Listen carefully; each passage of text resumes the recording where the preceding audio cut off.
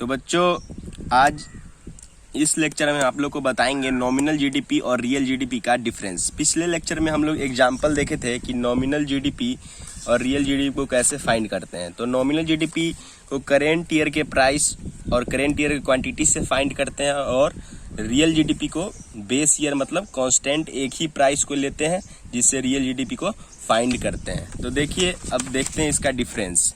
तो सबसे पहले डिफरेंस है कि nominal GDP calculated at current prices, मतलब नॉमिनल जीडीपी करेंट प्राइसेस पे कैलकुलेट किया जाता है। मतलब देखिए, नॉमिनल जीडीपी यहाँ पे जो एग्जाम्पल दिखाए थे उसमें देखिए प्राइस जो है जो ईयर 2000 में इसका प्राइस है 10 रुपये और क्वांटिटी 1000 है, तो इसका नॉमिनल जीडीपी क्या हो गया 10,000।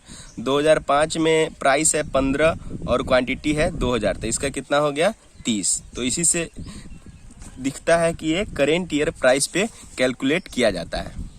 उसके बाद रियल जीडीपी कैलकुलेट कैसे किया जाता है, वो कांस्टेंट प्राइस, मतलब एक प्राइस को हम लोग बेस मान लेते हैं, उसी प्राइस पे हम लोग रियल जीडीपी को कैलकुलेट करते हैं। जैसे कि देखिए, इसमें हर रियल जीडीपी में हर सिर्फ क्वांटिटी इंक्रीज होने से रियल जीडीपी इंक्रीज हुआ है, प्राइस का कोई इफेक्ट नहीं पड़ा है। हर बार हम लोग 10 रुपया को ही बेस मान के कैलकुलेट किए हैं। हर बार हम लोग क्या किए हैं, 10 रुपया को ही कैलकुलेट किए हैं। तो यही है इसका सबसे पहला डिफरेंस। बस 3 ही डिफरेंस हम लोग को पढ़ना है। दूसरा क्या है कि it is affected by price and quantity both, मतलब ये प्राइस और क्वांटिटी दोनों से इफेक्ट होता है। नॉमिनल जीडीपी जो है वो प्राइस और क्वांटिटी दोनों से इफेक्ट होता है। कैसे इफेक्ट होता है कि हर ईयर का प्राइस और हर ईयर के क्वांटिटी इसमें उसको मल्टीप्लाई करते हैं, उसके बाद नॉमिनल जीडीपी को फाइंड करते हैं।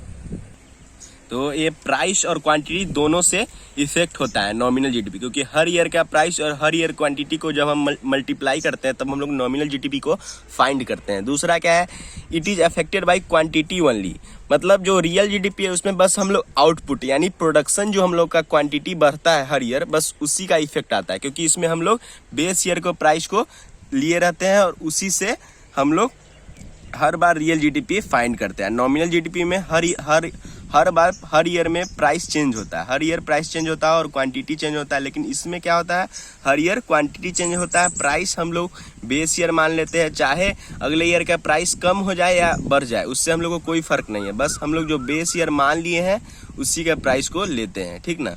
बेस ईयर प्राइस किसको लेते हैं, बेस ईयर प्राइस गवर्नमेंट उसको एज्यूम करता है कि जिस ईयर में कोई भी अनवांटेड चीज नहीं हुआ हो, मतलब कोई भी अनवांटेड चीज नहीं हुआ हो, जैसे कि अर्थक्वेक आ जाता है, कोई भी नेचुरल कैलेमिटी आता है जिससे कारण गवर्नमेंट का बजट पे इफेक्ट पड़ता है, उस ईयर को बेस नहीं मानती है। ऐसा कोई ईयर जिसमें ये सब सारे अननेचुरल कैलेमिटी ये सब या कोई अनसर्टेनिटीज नहीं आती है, उसी को गवर्नमेंट बेस ईयर मान लेती है। उसके बाद क्या है, measure of development, it is not a good measure of development of society. जो नॉमिनल जीडीपी है वो एक बेकार मेजर है किसी भी सोसाइटी के डेवलपमेंट को मापने के लिए। और रियल जीडीपी क्या है, it is the better measurement of development of society, ये बेटर मेजरमेंट है डेवलपमेंट ऑफ सोसाइटी के लिए। नॉमिनल जीडीपी बेकार क्यों है, क्योंकि इसमें हम लोग महंगाई भी आती है, जैसे कि इस ईयर का प्राइस 10 रुपया और अगले ईयर 15 रुपया हो जाता है, तो उससे भी अगर क्वांटिटी में कोई इंक्रीज नहीं भी है, उससे भी हमारा नॉमिनल जीडीपी पे प्रभाव पड़ता है, क्योंकि नॉमिनल जीडीपी तभी भी इंक्रीज कर जाता है। तो देखिए, आपको इसको एग्जाम्पल से समझाते हैं आपको। तो देखिए, सबसे पहले देखते हैं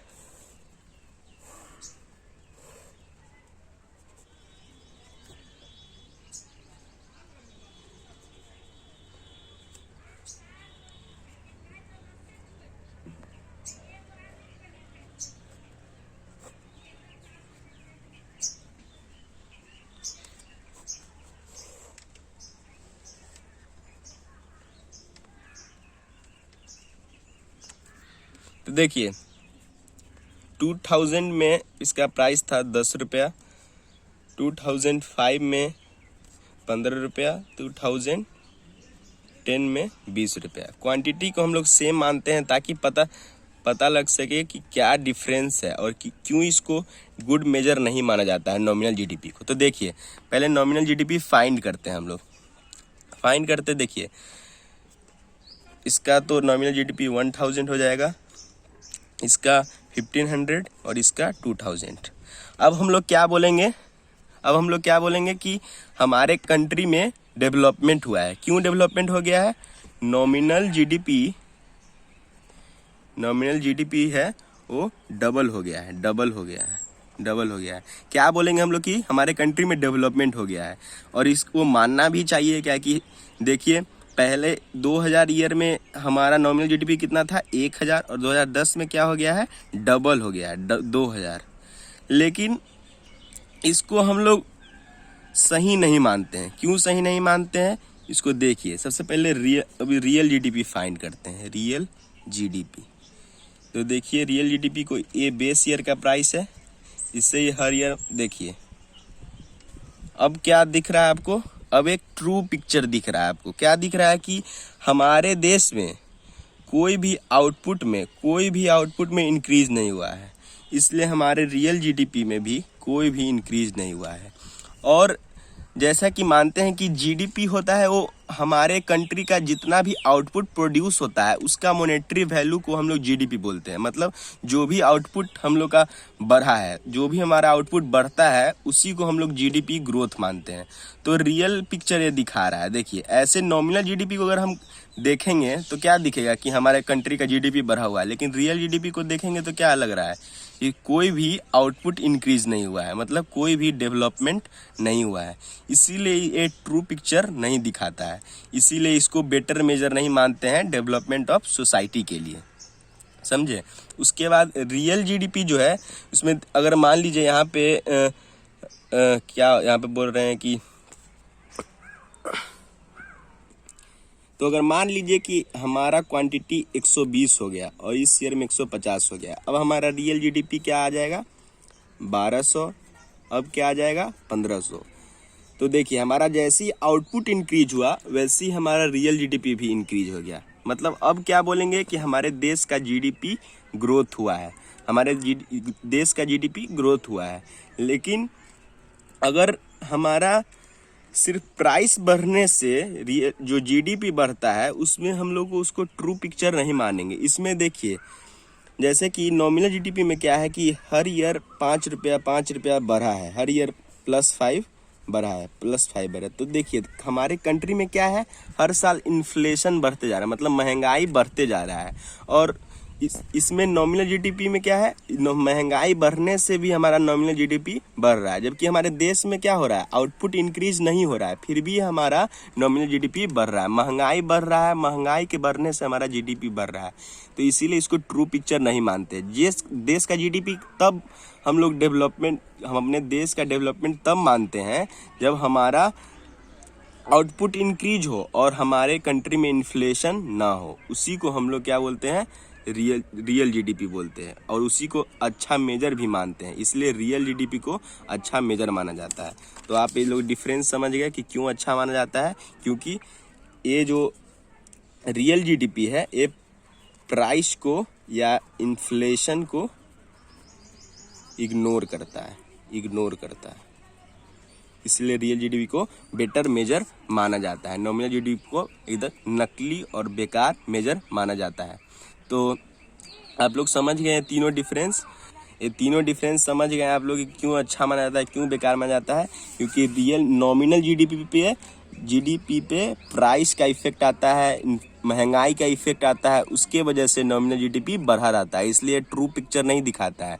और जीडीपी ग्रोथ हम लोग तब मानते हैं जब हमारे देश का आउटपुट इंक्रीज हुआ हो, देश का क्वांटिटी इंक्रीज हुआ, देश का गुड्स मैन्युफैक्चरिंग बढ़ा हुआ हो, तब हम लोग जीडीपी ग्रोथ मानते हैं या देश का डेवलपमेंट मानते हैं। इसीलिए इसको बेकार मेजर माना जाता है।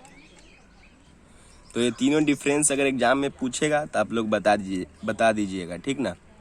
अब आगे देखते हैं हम लोग कि जो रियल जीडीपी है लिमिटेशन उसका क्या है, रियल जीडीपी का लिमिटेशन क्या है। ये हमेशा आपको पूछेगा, हमेशा पूछता है 3 से 4 मार्क्स में। इसको एकदम आप लोग इग्नोर नहीं कीजिएगा, बहुत ज़्यादा इम्पोर्टेंट है, ठीक ना। उसके बाद देखिए इसका लिमिटेशंस क्या है। तो देखिए पहला है distribution of GDP. GDP ignores distribution of income and there will be no economic welfare if distribution of GDP is not equitable. अब क्या इसका मतलब है समझते हैं। देखिए, जैसे कि 2010 में जो रिच उसके लिए 100 यूनिट्स पूरा 2010 में मैन्युफैक्चरिंग हुआ, ठीक। 100 यूनिट मैन्युफैक्चर हुआ 2010 में, जिसमें रिच के लिए 40 गुड्स बना और पुअर के लिए 60 गुड्स बना। तो हमारे इससे क्या पता चल रहा है कि हमारे देश में वेलफेयर हुआ। हमारे देश में क्या हुआ? वेलफेयर हुआ, क्योंकि पुअर पे ज़्यादा ध्यान दे रहा है, इसलिए हमारे देश में वेलफेयर हुआ, हमारे देश में का डेवलपमेंट हुआ। अब क्या हुआ कि 2020 में 200 यूनिट प्रोड्यूस हुआ, 200 यूनिट प्रोड्यूस हुआ टोटल। उसमें से रिच के लिए 195 गुड्स प्रोड्यूस हुआ और पुअर के लिए बस थोड़ा सा गुड्स प्रोड्यूस हुआ, मतलब 5 गुड्स प्रोड्यूस हुआ, जो कि ना के बराबर है।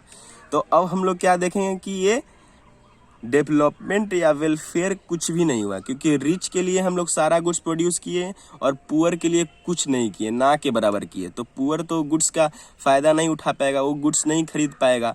पुअर के लिए बस थोड़ा सा ना के बराबर ही गुड्स प्रोड्यूस किए हैं। तो ये हम क्या देखेंगे कि हमारे देश में वेलफेयर क्या हुआ? इग्नोर हो गया। हमारे देश में इक्वल गुड्स प्रोड्यूस नहीं हुआ। हमारे देश में इक्विटेबल पोजीशन नहीं है। तो यही है इसका लिमिटेशन कि GDP ignores distribution of income and there will be no economic welfare if distribution of GDP is not equitable.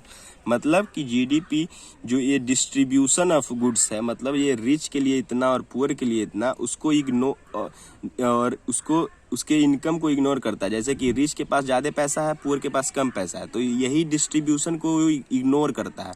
मतलब and there will be no economic welfare if distribution of GDP is not equitable। और उस देश का economic welfare नहीं मानेंगे, क्योंकि जब तक उसका डिस्ट्रीब्यूशन ऑफ GDP इक्विटेबल नहीं हुआ। मतलब ये जो पुअर और रिच का जो इतना का डिफरेंस है, वो अगर इक्वल नहीं होगा तब तक उस GDP को हम लोग इकोनॉमिक वेलफेयर में कंसीडर नहीं करेंगे। अब इसका दूसरा लिमिटेशंस क्या है कि there will be increase in GDP due to rise in production of defense goods, but that does not indicate the increase in welfare of masses। composition of GDP ये दूसरा लिमिटेशन है इसका। इसके अंदर क्या बोलता है कि देखिए 2010 में 100 यूनिट्स टोटल प्रोड्यूस हुआ। 100 यूनिट्स, इसमें भी हम इसी का एग्जाम्पल लिए हैं सेम। 100 यूनिट्स प्रोड्यूस हुआ, जिसमें कंज्यूमर गुड्स मतलब हमारे लिए जो गुड्स प्रोड्यूस हुआ वो 70 हुआ और जो डिफेंस गुड्स प्रोड्यूस हुआ वो 30 हुआ। मतलब क्या हो रहा है कि लोगों का भलाई हो रहा है, लोगों का वेलफेयर हो रहा है, क्योंकि हम लोग कंज्यूमर के लिए ज़्यादा से ज़्यादा गुड्स प्रोड्यूस कर रहे हैं। और उसके बाद क्या हो रहा है, 2020 में टोटल 200 यूनिट प्रोड्यूस हुआ, जिसमें कंज्यूमर गुड्स मात्र 5 है और डिफेंस गुड्स 195 है। तो इसमें क्या हो रहा है कि वेलफेयर हमारा इग्नोर हो रहा है। जैसा कि आप लोग देखते होइएगा सीरिया कंट्री में ज़्यादातर अपने जो गवर्नमेंट है सीरिया की, वो ज़्यादातर अपना गवर्नमेंट का पैसा डिफेंस में लगाती है। तो सीरिया कंट्री है वो ज़्यादा से ज़्यादा अपने गवर्नमेंट, इसका जो गवर्नमेंट है सीरिया की, वो ज़्यादा अपने गवर्नमेंट का जो पैसा मतलब जो भी बजट है वो ज़्यादा डिफेंस गुड्स पे बनाने में इन्वेस्ट करती है, कंज्यूमर गुड्स के लिए बहुत कम करती है। इसलिए वहाँ का लोगों का बहुत ही हालत ख़राब है, वहाँ के लोगों का वेलफेयर इग्नोर होता है। तो वैसे ही GDP क्या जो रियल GDP क्या होता है, वो कंपोजिशन ऑफ GDP को इग्नोर करता है। मतलब कि डिफेंस के लिए कितना गुड्स प्रोड्यूस किए हैं और कंज्यूमर के लिए कितना गुड्स प्रोड्यूस किए, उसमें वो उसका ट्रू पिक्चर नहीं दिखा पाता है।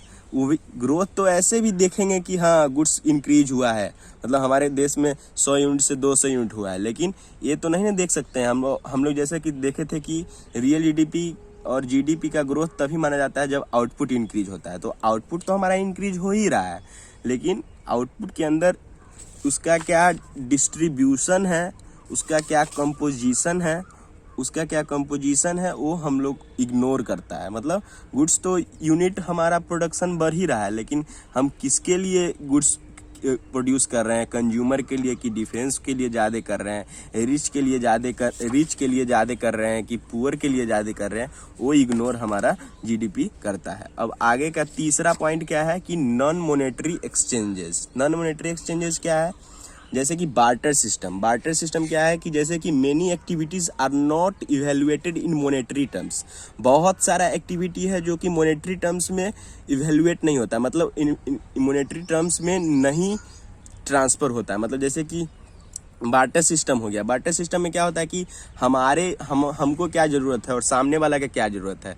जो मेरे पास है वो उसके पास नहीं है, और जो उसके पास है वो मेरे पास नहीं। तो हम दोनों क्या करते हैं, अपने गुड्स को एक्सचेंज कर लेते हैं, मतलब अपने गुड्स को ट्रांसफ़र कर लेते हैं। तो वही इसमें दिखाता है कि many activities are not evaluated in monetary terms. बहुत सारा एक्टिविटी है उसको मॉनेटरी टर्म में हम लोग इवेल्युएट नहीं करते, उसको मेजर नहीं करते हैं। तो उस बार्टर सिस्टम एक परफेक्ट एग्जाम्पल है नॉन मॉनेटरी एक्सचेंज का। And these are not considered while calculating GDP. ये कंसीडर नहीं होता है जीडीपी को कैलकुलेट करने में। Therefore there is under estimation of GDP. तो ये under estimation of GDP and hence GDP is not true indicator of welfare. मतलब क्या है इसका? मतलब कि जो भी नॉन मॉनेटरी एक्सचेंजेज होती है, जो भी हमारा बिना जो मॉनेटरी के टर्म में इवेल्युएटेड नहीं होता है, वो सारा चीज़ जो एक्टिविटीज़ होती है हमारे देश में, उसको जीडीपी नहीं कैलकुलेट करती, उसको अंडर एस्टिमेट कर देती है। और जीडीपी इसी के चलते जीडीपी क्या करता है कि जीडीपी का ट्रू इंडिकेटर नहीं दिखाता है लोगों के वेलफेयर का। लोगों के वेलफेयर कैसे नहीं दिखाता है? जैसे कि देखिए, हाँ, हमको वीट लेना है, हमको वीट आपसे लेना है। जैसे कि मान लीजिए राम है, ठीक, और ये श्याम है। इसके पास वीट है और इसके पास राइस है, ठीक। श्याम को क्या चाहिए? राइस चाहिए। राम को क्या चाहिए? वीट चाहिए। तो दोनों एक दूसरे से वीट और राइस ले लिया, ठीक। तो दोनों का वेलफेयर हो गया। इसको जो चाहिए था उसको मिल गया। राम को जो चाहिए था, राम को क्या चाहिए था? वीट चाहिए था, इसको वीट मिल गया। श्याम को क्या चाहिए था? राइस चाहिए था, तो श्याम को राइस मिल गया। दोनों का वेलफेयर हो गया। दोनों का क्या हो गया? वेलफेयर हो गया। तो यही बात है कि जो भी बार्टर सिस्टम में हम लोग का आदान प्रदान होता है, जो भी हम ट्रांसफ़र करते हैं एक दूसरे से, जो भी हम लोग लेते हैं या देते हैं, उस चीज़ को जीडीपी कैलकुलेट नहीं करती है, उस चीज़ को इवेल्युएट नहीं करती है। जीडीपी बस मॉनेटरी एक्टिविटीज़ को ही इवेल्युएट करती है, मतलब उसी को अपने अंदर इंक्लूड करती है। तो उसी में जीडीपी का अंडर एस्टिमेशन हो जाता है और वो ट्रू पिक्चर नहीं दिखाता है लोगों के वेलफेयर का। वेलफेयर तो ये दोनों का हो गया, लेकिन एक ये दिखाएगा जीडीपी में कि हाँ, इससे राइस लिया और वीट लिया तो इसका भी जीडीपी में इसका इंक्लूड नहीं होता है, जो एक दूसरे से हम लोग लेते हैं। उसके बाद क्या है कि एक्सटर्नलिटीज़ क्या होता है कि externalities are positive or negative of an economic activity without paying the price or penalty for that। मतलब जैसा कि एग्जाम्पल समझिए, ये दो बच्चा है, जैसे कि 2 चाइल्ड है। एक प्लांटेशन कर रहा है ट्री का प्लांटेशन कर रहा है। तो ये क्या कर रहा है? कुछ तो अच्छा कर रहा है कंट्री के लिए, ट्री लगा रहा है देश में, तो ये वेलफेयर कर रहा है।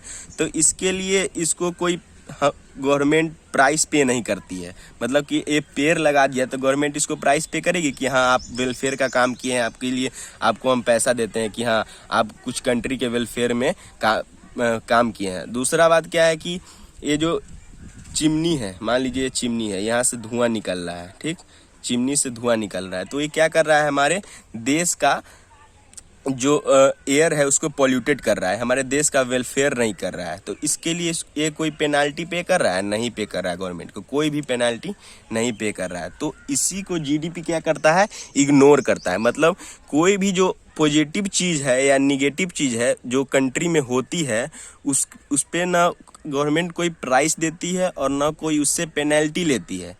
तो यही चीज़ जीडीपी इग्नोर करती है, जिसके चलते ये जीडीपी के लिमिटेशन के अंदर है एक्सटर्नलिटीज़, और इसीलिए GDP real GDP true indicator मतलब कुछ कुछ इसकी खामियां हैं जो इसमें इंक्लूडिंग नहीं होती है। जैसा कि सबसे पहले है डिस्ट्रीब्यूशन ऑफ जीडीपी, मतलब लोगों को रिच के लिए ज़्यादा गुड्स बना रहे हैं, पुअर के लिए कम गुड्स बना रहे हैं, जबकि हमारा आउटपुट इंक्रीज की हुआ है फिर भी हमारे जीडीपी का ग्रोथ नहीं माना जाता है। दूसरा क्या लिमिटेशन है इसका कि कंपोजिशन ऑफ जीडीपी, हम लोग डिफेंस के लिए ज़्यादा गुड्स बना रहे हैं, कंज्यूमर के लिए कम गुड्स बना रहे हैं, तो वेलफेयर नहीं हो रहा है, तो ये भी लिमिटेशंस हो गया। तीसरा क्या है कि नॉन मॉनेटरी एक्सचेंजेस, लोगों का वेलफेयर तो हो जा रहा है लेकिन उसको हम लोग इवेल्युएट नहीं कर रहे हैं, जीडीपी के अंदर इंक्लूड नहीं कर रहे हैं, तो वो भी हो गया। उसके बाद क्या एक्सटर्नलिटीज़, मतलब कोई अच्छा काम कर रहा है उसके लिए ना गवर्नमेंट उसको कोई प्राइस पे करती है और ना उसको जीडीपी के अंदर कंसीडर करती है कि हाँ हमने जैसे कि पेड़ लगा दिया कोई तो उसको जीडीपी के अंदर इंक्लूड कर दिए, क्योंकि वो मॉनेटरी थिंग नहीं है। पेड़ लगा दिए तो उसमें कोई क्या मॉनेटरी ट्रांजैक्शन हुआ, कुछ भी मॉनेटरी चीज़ नहीं हुआ, तो इसलिए गवर्नमेंट उसको जीडीपी में ना कंसीडर ही नहीं करती है। दूसरा क्या है कि चिमनी से धुआं निकल रहा है तो उसमें ना जीडीपी को अपना रेट घटाती है कि हाँ मेरे देश का ये लॉस हो रहा है तो अपने जीडीपी को कम कर रहे हैं, ऐसा ना कुछ करती है जीडीपी, कुछ मतलब गवर्नमेंट कुछ नहीं करती है।